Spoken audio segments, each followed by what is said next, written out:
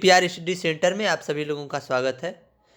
आज हम स्टार्ट करने जा रहे हैं जो भी पीवाईक्यू क्वेश्चंस हैं SSC GD, SSC MTS, SSC CGL, इनमें जो पूछे गए पीवाईक्यू क्वेश्चंस हैं जो पिछले एग्जाम्स में पूछे गए हैं उनको हम लोग इस वीडियो में डिस्कस करेंगे और वो मेनली मेडिवियल पीरियड के होंगे। मेडिवियल पीरियड के क्वेश्चन होंगे और हिस्ट्री के सारे क्वेश्चन हैं हमने ये सेलेक्ट किए हैं और बहुत ही इम्पोर्टेंट है आने वाले एग्ज़ाम्स के लिए, एसएससी एमटीएस के लिए, एसएससी जीडी के लिए।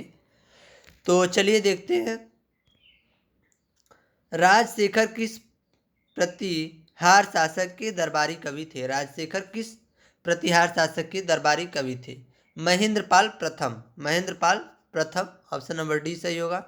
अगला क्वेश्चन देखिए, कौन सा गुज्जर प्रतिहार स्थापत्य शैली से संबंधित नहीं है? कौन सा गुज्जर प्रतिहार स्थापत्य शैली से संबंधित नहीं है?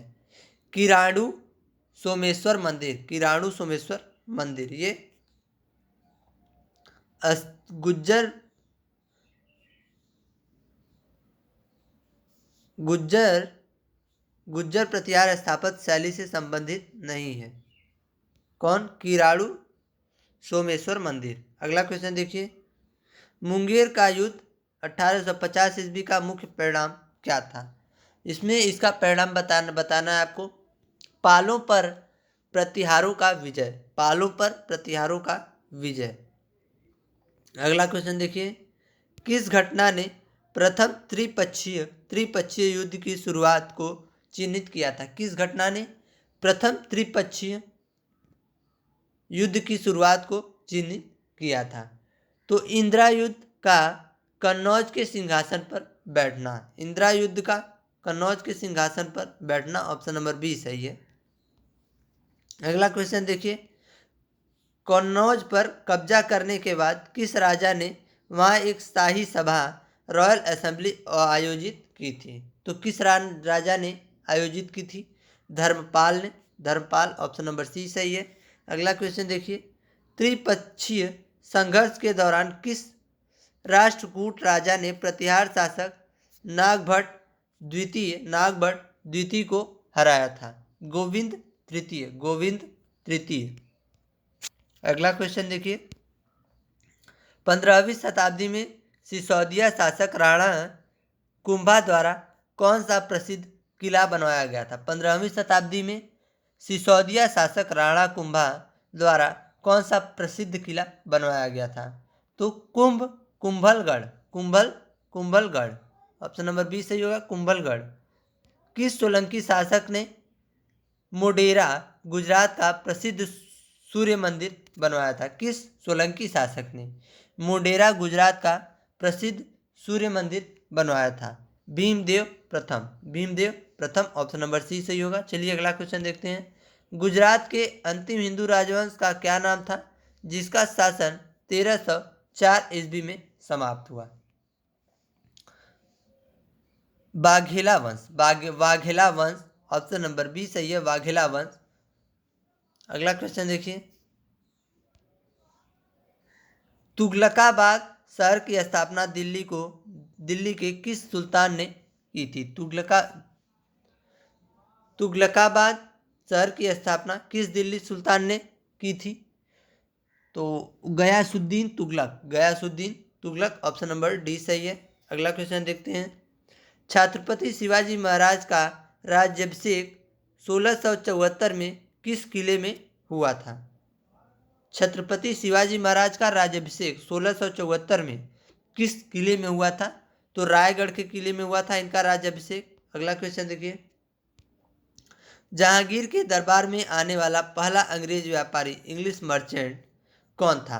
जहांगीर के दरबार में आने वाला पहला अंग्रेज व्यापारी कौन था? Captain William Hawkins. Captain William Hawkins पहला इंग्लिश मर्चेंट था जो कि जहांगीर के दरबार में आया था। अगला क्वेश्चन देखिए, भरतपुर के किस शक्तिशाली शासक को जाटकों का प्लेटो ऑफ जाटों का प्लेटो कहा जाता था? तो भरतपुर के किस शक्तिशाली शासक को कहा जाता था? महाराजा सूरजमल। को कहा जाता था। अगला क्वेश्चन देखिए, क्वेश्चन नंबर 14 है, सिखों की गुरुमुखी लिपि के जनक कौन माने जाते हैं? तो गुरु अंगद देव को सिखों की गुरुमुखी लिपि के जनक के तौर पर माना जाता है। अगला क्वेश्चन देखिए, खालसा पंथ की स्थापना और पहलू परंपरा की शुरुआत किस सिख गुरु ने की थी? खालसा पंथ की स्थापना और पहलू परंपरा की शुरुआत किस सिख गुरु ने की थी? गुरु गोविंद सिंह ने की थी। गुरु Govind Singh, option number A सही है। अगला क्वेश्चन देखिए, किस भारतीय शासक ने स्वतंत्रता का वृक्ष ट्री ऑफ लिबर्टी लगाया और जैकोबिन क्लब का सदस्य बना? तो Tipu Sultan, option number b सही है, टीपू सुल्तान। क्वेश्चन नंबर 17 है, भारत में युद्ध के मैदान में तुलुगमा और अरबा नामक तकनीकों की शुरुआत किसने की थी? तो बाबर ने की थी, ऑप्शन नंबर सी सही है। भारत में युद्ध के मैदान में तुलुगमा और अरबा नामक तकनीकों की शुरुआत की थी। अगला क्वेश्चन देखिए, किस पाल राजा ने नालंदा विश्वविद्यालय को पुनर्जीवित किया और उसे संरक्षण दिया था? किस पाल राजा ने नालंदा विश्वविद्यालय को पुनर्जीवित किया और उसे संरक्षण दिया था? तो धर्मपाल, ऑप्शन नंबर डी सही है। अगला क्वेश्चन देखिए, प्रसिद्ध शासक मिहिर भोज किस राजवंश से संबंधित थे? प्रसिद्ध शासक मिहिर भोज किस राजवंश से संबंधित थे? तो गुज्जर प्रतिहार। अगला क्वेश्चन देखिए, राष्ट्रकूट वंश का संस्थापक कौन था? राष्ट्रकूट वंश का संस्थापक कौन था? दंती दुर्ग राष्ट्रकूट वंश के संस्थापक थे। अगला क्वेश्चन देखिए, एलोरा में प्रसिद्ध रॉक कट कैलाश मंदिर का निर्माण किसने करवाया था? एलोरा, महाराष्ट्र में प्रसिद्ध रॉक कट कैलाश मंदिर का निर्माण किसने करवाया था? तो कृष्ण प्रथम, ऑप्शन नंबर बी सही है, कृष्ण प्रथम ने करवाया था। बंगाल में पाल वंश के पतन के बाद किस राजवंश ने सत्ता संभाली थी? बंगाल में पाल वंश के पतन के बाद किस राजवंश ने सत्ता संभाली थी? तो सेन वंश ने सेना डायनेस्टी ने सत्ता संभाली थी। कहाँ पे? बंगाल में पाल वंश के पतन के बाद। अगला क्वेश्चन देखिए, उड़ीसा के कोणार्क में स्थित विश्व प्रसिद्ध सूर्य मंदिर का निर्माण किसने करवाया था? उड़ीसा के कोणार्क में स्थित विश्व प्रसिद्ध सूर्य मंदिर का निर्माण किसने करवाया था? तो नरसिंहदेव प्रथम ने इसका निर्माण करवाया था। अगला क्वेश्चन देखिए, किस ग्रंथ में यह दावा किया गया है कि प्रतिहार, परमार, चौहान और सोलंकी अग्निकुंड में जन्मे थे? किस ग्रंथ में यह दावा किया गया है कि प्रतिहार, परमार, चौहान और सोलंकी अग्निकुंड में जन्मे थे? तो Prithviraj Raso, option number c सही होगा। इसमें यह दावा किया गया है। किस राष्ट्रकूट शासक ने त्रिपक्षीय संघर्ष में प्रतिहार राजा वत्सराज को पराजित किया था? किस राष्ट्रकूट शासक ने त्रिपक्षीय संघर्ष में प्रतिहार राजा वत्सराज को पराजित किया था? ऑप्शन नंबर ए सही है, ध्रुवधारा वर्ष। अगला क्वेश्चन देखिए, किस राष्ट्रकूट राजा ने प्रतिहार शासक नागभट्ट द्वितीय को हराकर मालवा पर अधिकार किया था? किस राष्ट्रकूट शासक ने प्रतिहार शासक नागभट्ट द्वितीय को हराकर मालवा पर अधिकार किया था? ऑप्शन नंबर सी सही होगा, गोविंद तृतीय। अगला क्वेश्चन देखिए, प्रसिद्ध नाटक कर्पूर मंजरी के लेखक राजशेखर किस शासक के गुरु और राजकवि थे? प्रसिद्ध नाटक कर्पूर मंजरी के लेखक राजशेखर किस शासक के गुरु और राजकवि थे? ऑप्शन नंबर सी सही होगा, महेंद्रपाल प्रथम। अगला क्वेश्चन देखिए, सुबुत्तगिन गजनी के सिंहासन पर किस वर्ष बैठा था? सुबुतगीन गजनी के सिंहासन पर किस वर्ष बैठा था? ऑप्शन नंबर ए सही होगा 977 ईस्वी में, 977 एडी। अगला क्वेश्चन देखिए, महमूद गजनवी ने अपने भाई इस्माइल को हराकर गजनी की गद्दी कब प्राप्त की थी? महमूद गजनवी ने अपने भाई इस्माइल को हराकर गजनी की गद्दी कब प्राप्त की थी? तो 997 ईस्वी में। ऑप्शन नंबर बी सही होगा 997 एडी। क्वेश्चन नंबर 30 है, 1001 ईस्वी में महमूद गजनवी ने किस हिंदू शाही राजा को पेशावर के पास हराया था? पेशावर के पास हराया था किसने? महमूद गजनवी ने किसको हराया था, आपको बताना है। तो जयपाल को हराया था, ऑप्शन नंबर डी सही है। अगला क्वेश्चन देखिए, माउंट आबू के निकट कायाद्रा के युद्ध 1178 में मोहम्मद गौरी को किसने हराया था? माउंट आबू के निकट कायाद्रा के युद्ध में जो कि 1178 में हुआ था, उसमें मोहम्मद गौरी को किसने हराया था? मोहम्मद गौरी को किसने हराया था? ऑप्शन नंबर बी सही है, भीमदेव सोलंकी द्वितीय। अगला क्वेश्चन देखिए, मध्यकालीन भारत का वह प्रथम युद्ध कौन सा था जो जल और थल दोनों पर लड़ा गया था? मध्यकालीन भारत का वह प्रथम युद्ध कौन सा था जो जल और थल दोनों पर लड़ा गया था? तो क्वेश्चन नंबर 32 का ऑप्शन नंबर सी सही है, घाघरा का युद्ध मध्यकालीन भारत का प्रथम युद्ध था जो जल और थल दोनों पर लड़ा गया था।